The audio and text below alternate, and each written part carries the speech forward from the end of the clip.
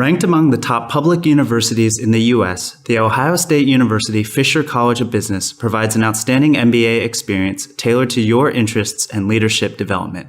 Whether switching careers, enhancing a career, or starting a business, an MBA from Fisher provides tomorrow's leaders with the knowledge and skills to succeed today. Visit fisher.osu.edu to learn more about Fisher's personalized MBA program and competitive scholarship opportunities.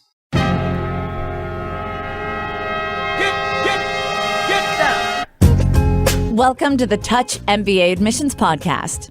Do you need help figuring out which schools to apply to or how to get into the world's top MBA programs? Hey, you're not alone. Join thousands of others on this podcast and on our site, touchmba.com, as they seek the admissions edge.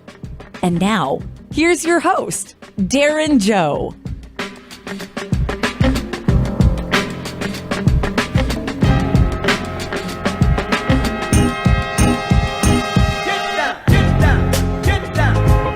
What's up, guys? It's Darren. Welcome to the Touch MBA podcast. Good to have you here.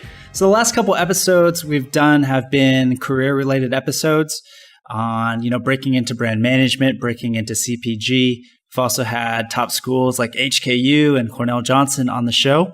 So I wanted to mix things up a bit and do a quick application tip related episode. And this one is going to be about MBA interviews. I was at a friend's house actually recently, and I saw on his bookshelf The Quick and Easy Way to Effective Speaking by Dale Carnegie. And well, first of all, if you're anything like me and you're in someone else's house, you always look at their books. I think it tells so much about people, what books they have. And I'm also just obsessed with books. But anyways, I saw this one. And of course, Dale Carnegie has written, the self-help classic, How to Win Friends and Influence People, which, has probably been translated into every language on earth. But I hadn't read The Quick and Easy Way to Effective Speaking. And, being a podcast host, I thought, maybe I should read this one. And I was flying to the Philippines recently, and I read it on the way there and on the way back on the plane. And I was just so inspired by the content of this simple volume. Dale Carnegie got his start actually in 1912 teaching public speaking to adults at a YMCA, and ended up being very successful with that and writing these books and teaching public speaking for over 4 decades. And I just think that is really reflected in this book, even though it was written many, many years ago. And so instead of The Quick and Easy Way to Effective Speaking, I thought we'd call this episode The Quick and Easy Way to Effective MBA Interviewing. I just want to focus this short episode on what content to use for your MBA interviews. That's the problem we're trying to solve, right? You've already submitted your application with your essays. You already know, your career goals. When it comes to preparing for the interview, what is some great stuff you can talk about? So I'm going to follow Dale Carnegie's outline in the book, and it's chapter 3 of this book, and it's about speaking effectively the quick and easy way. And his 3 pillars are: speak about something you have earned the right to talk about through experience or study. Number 2, be sure you are excited about your subject. And number 3, be eager to share your talk with your listeners. So if you imagine great public speaking as a triangle, these are the 3 corners of the triangle. The first corner is the content. The second corner is yourself, how excited you are. And the third corner of the triangle is your audience, or in this case, your MBA interviewer, and how eager you are to share your talk or content with him or her, right? So let's dive into each of these 3 corners, these 3 pillars of effective public speaking.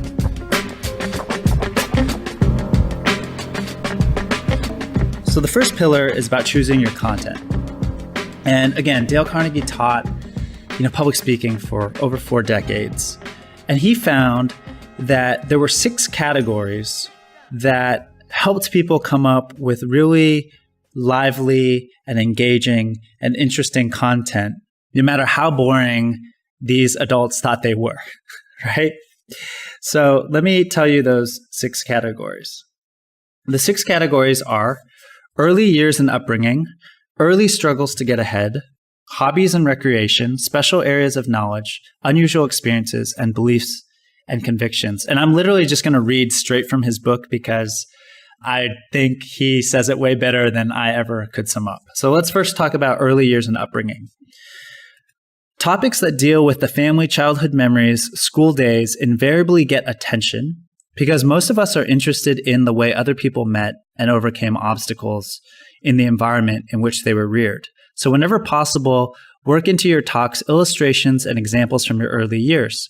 The popularity of plays, movies, and stories that deal with the subject of meeting the challenges of the world in one's early years attests to the value of this area for subject matter of talks. But how can you be sure anyone will be interested in what happened to you when you were young? There's one test. If something stands out vividly in your memory after many years have gone by, that almost guarantees that it will be of interest to an audience. A lot of wisdom there, okay? The second category, early struggles to get ahead. This is an area rich in human interest. Here again, the attention of a group can be held by recounting your first attempts to make your mark on the world. How did you get into a particular job or profession? What twist of circumstances accounted for your career? Tell us about your setbacks, your hopes, your triumphs when you were establishing yourself in the competitive world. A real-life picture of almost anyone's life, if told modestly, is almost surefire material. The third category, hobbies and recreation. Topics in this area are based on personal choice and, as such, are subjects that command attention. You can't go wrong talking about something you do out of sheer enjoyment. Your natural enthusiasm for your particular hobby will help get this topic across to any audience. The fourth category, special areas of knowledge. Many years of working in the same field have made you an expert in your line of endeavor. You can be certain of respectful attention if you discuss aspects of your job or profession based on years of experience or study. The fifth category, unusual experiences. Have you ever met a great man? Were you under fire during the war? Have you gone through a spiritual crisis in your life? These are experiences that make the best kind of speech material. And the last category, beliefs and convictions. Perhaps you have given a great deal of time and effort to thinking about your position on vital subjects confronting the world today. If you have devoted many hours to the study of issues of importance, you have earned the right to talk about them. But when you do, be certain that you give specific instances for your convictions. Audiences do not relish a talk filled with generalizations. Please don't consider the casual reading of a few newspaper articles sufficient preparation to talk on these topics. If you know little more about a subject than the people in your audience, it is best to avoid it. On the other hand, if you have devoted years of study to some subject, it is undoubtedly a topic that is made to order for you. By all means, use it. I think these are 6 really great buckets to mine content for your MBA interviews. So you're going to go to MBA Data Guru, you're going to go to Clear Admit, you're going to see what the most frequently asked questions are from your target school. And when you're thinking about different topics, see how many buckets they fall into. So let's take a real life MBA interview question. From MBA Data Guru, I know that the most frequently asked question during the HBS interviews are, what are your weaknesses? What is negative feedback you have received? What do you struggle with? So to put myself on the spot, if I were to think of my own weakness, yes, and I'm interviewing myself on my own MBA podcast, gosh, that's really weird. But anyways, I would say that I think one of my biggest weaknesses is moving from a star mentality to a producer mentality. And what I mean by this was when I was growing up, I was a really good student. I was diligent. I was studious. I worked really hard, got really good grades. I was a valedictorian in my high school. And I was also really into tennis. And as many of you know, tennis is a very individual sport. I mean, you're training 3-4 hours a day, driving to different tournaments during the weekends to just go to war, basically, on the tennis court. And it's just you on the court. You don't have a coach, or at least a coach that can give you instructions. You don't have teammates. And it's just you on the court against your opponent, and you got to beat them. And I think, doing that, or especially in my formative years, made me kind of ingrained in me this star mentality that if there's a challenge, I have to do it. I have to take it on. Whether that's studying for the test, it's something I have to do myself. Whether it's beating this opponent, winning the tournament, I have to do it on my own. And I think I spent many years in my professional life overcoming this weakness, and I still fight to overcome this because my first instinct to any problem is to just do it myself. Whereas I've realized in, for example, even this podcast, that maybe to make the biggest impact with this podcast, I don't need to host it, right? I mean, maybe I should get listeners, you guys, to host it. Maybe listeners who are now successful MBA alumni or current MBA students. I mean, I'm sure they can continue the mission of this podcast, which is to make this whole MBA application process more transparent, make it less intimidating, give applicants an inside look into business school, what it's really like and what it takes to succeed in these top MBA programs. I mean, I'm not the only person that can do that. So why am I still recording my 131st episode here, right? So it's something I definitely have struggled to overcome. And that's to, move from being a star to being more a producer and creating a structure and a culture that attracts great people and that incentivizes people to, continue the mission of whatever we're doing. And I can go on and on about this, whether it's in basketball, my favorite sport, and how I'm much more interested now in general managers and coaches of MBA teams as opposed to the athletes, how they build cultures and systems, or, whether that's movies, the same thing. I'm much more interested in directors and producers as opposed to the actors themselves and how they were able to assemble these great actors. But yeah, this is an ongoing challenge for me and a big weakness. Okay, gosh, that's a lot of airtime. Again, this was my example of trying to dip into those different categories, my early years and my upbringing, my struggles to get ahead, whether that was, academically or on the tennis court, my hobbies, tennis, which I've been playing my whole life, basically. And it was a very personal example. And of course, that was the first time I said it, so I'm sure it could be much better and more refined. But I think that's a good weakness for me to talk about because it fits into many of those buckets. So yeah, use those categories to help you out in terms of what content to use.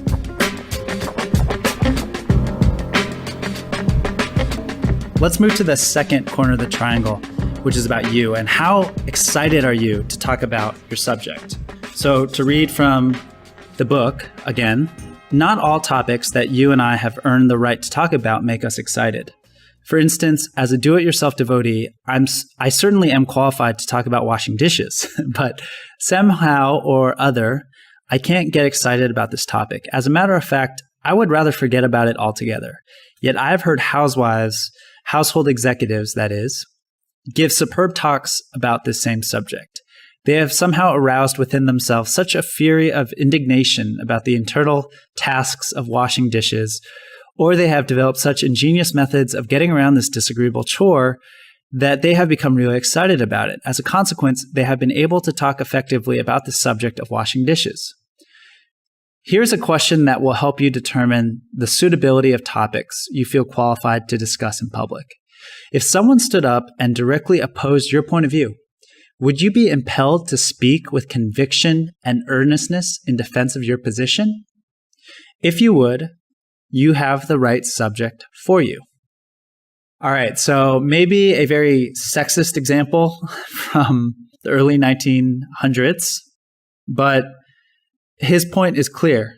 Are you willing to defend with conviction and earnestness what you're talking about? I think that's a great question to ask yourself. And I think that another way you can kind of evaluate yourself here is, there's certain topics when you talk about them with your friends or colleagues, their ears perk up or they stand a little taller. They turn to you because there's just certain things we're just naturally more excited to talk about. you want to try to frame most of your interview around those topics if possible. Of course, you won't be able to, you're not controlling the questions, right? But in coming up with the source material, you can pick content and subjects that you're really excited about. So not just content that falls into your early years and upbringing or early struggles to get ahead, hobbies, recreation, special areas of knowledge, unusual experiences, beliefs, and convictions, but which of those are you super pumped to talk about?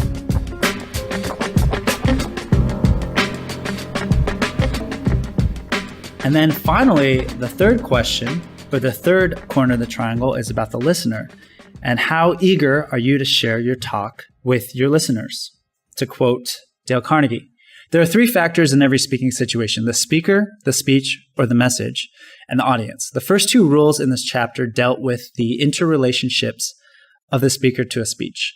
Up to this point, there's no speaking situation. Only when the speaker relates his talk to a living audience will the speaking situation come to life. The talk may be well prepared, it may concern a topic which the speaker is excited about. But for complete success, another factor must enter into his delivery of the talk. He must make his listeners feel that what he has to say is important to them. He must not only be excited about his topic, but he must be eager to transfer this excitement to his listeners. In every public speaker of note in the history of eloquence, there has been this unmistakable quality of salesmanship, evangelism, call it what you will. The effective speaker earnestly desires his listeners to feel what he feels, to agree with his point of view, to do what he thinks is right for them to do, and to enjoy and relive his experience with them. He is audience-centered and not self-centered. He knows that the success or failure of his talk is not for him to decide. It will be decided in the minds and hearts of his hearers. So, what do you want to write on the minds and hearts of your MBA interviewer? How eager are you to share your content? One way, again, to be aware of what those topics could be is, what are you just naturally an evangelist for? For me, that's things like basketball, salsa, entrepreneurship. But let's take salsa for an example. I don't even try to get my friends. It's not like I tell my friends, oh, you have to start dancing salsa and bachata. It's just that when they ask me, what I did over the weekend, and I tell them I went dancing, I went to a salsa festival in Thailand, and I tell them about it, I'm just so pumped about the experience, and I'm so strangely obsessed with getting good at salsa that my enthusiasm is just so contagious that many of my friends end up wanting to try themselves. And many of them have enrolled in classes and now come out with me on socials. So what are those things that you're just naturally contagious about without even trying? I think that's one criteria you should have when you're figuring out what source material to use during your interview. So you could almost create a matrix where it's a 4-column matrix or a 4-column table. And on the first column is topics. And then the next 3 columns are you talking about something life has taught you? Are you talking about something that you've earned the right to talk about through experience or study? The second column is how excited are you about the subject? And the third column is how eager are you to share your talk with your listeners? You can score your content from a scale of 1 to 5 or 1 to 10, and then see which of those topics score higher. Or even just say them out loud and feel the emotion that comes through you. What are you really excited to talk about? And because I left out so much from this book, I just have to include one more bonus tip, and that's to rehearse your talk with friends. This is advice Dale Carnegie gives, and I'm just going to read what he wrote. Should you rehearse your talk after you have it in some kind of order? By all means. Here's a surefire method that is easy and effective. Use the ideas you have selected for your talk in everyday conversation with your friends and business associates. Instead of going over the ball scores, just lean across the luncheon table and say something like this. Joe, I had an unusual experience one day. I'd like to tell you about it. Joe will probably be happy to listen to your story. Watch him for his reactions. Listen to his response. He may have an interesting idea that may be valuable. He won't know that you are rehearsing your talk, and it really doesn't matter, but he probably will say that he enjoyed the conversation. Alan Nevins, the distinguished historian, gives a similar advice to writers. Catch a friend who is interested in the subject and talk out what you have learned at length. In this way, you discover facts of interpretation that you might have missed, points of arguments that had been unrealized, and the form most suitable for the story you have to tell. And I just love that advice. Just bring up the story in conversation with your friends and feel it out. See if your enthusiasm comes out. See if they understand what you're talking about. See if your excitement transfers to them. Again, question number 3, right? So I hope you enjoyed this episode. I hope it gives you an easy, swift framework to evaluate what content to use during your MBA interviews, and we'll see you next week.